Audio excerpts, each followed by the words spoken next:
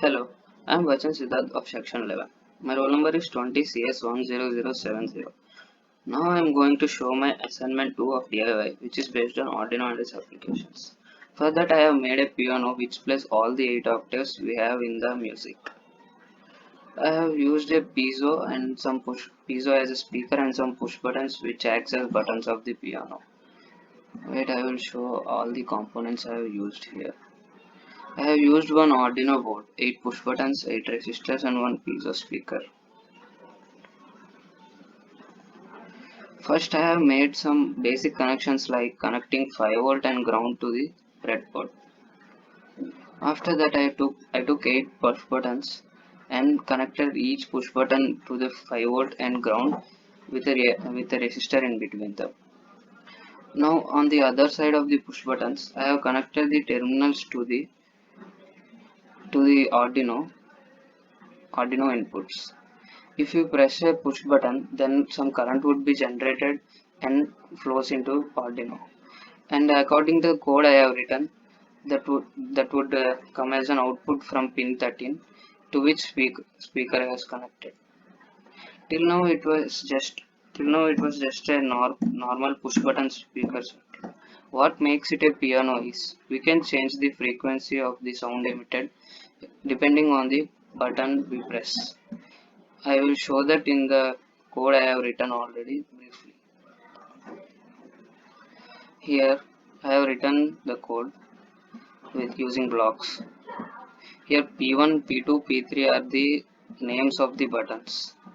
For suppose if we press the button P2, then some current would be generated which is greater than 0. After that the below operations would be executed. It is here we can see that the pin number 13 will go to high mode. That means there would be some current flowing, and here we can see that there's a number for the tone. If we change the tone number, then we would get different frequencies which results in different sounds. Now once we will check how the piano was working by pressing start stimulation.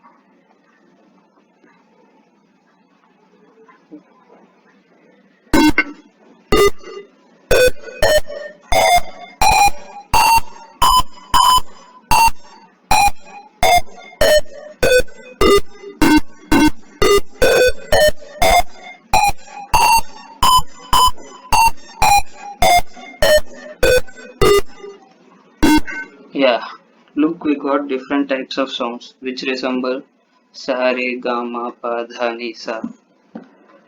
Yeah, right. Now we will copy the text code and paste it in Arduino IDE code vendor and look whether there are any errors or bugs. I am copying the code. This is the code vendor website. I already downloaded the INO form.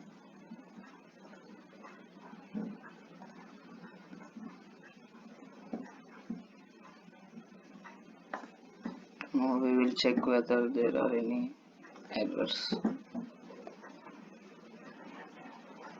I'm clicking verify code for fetching.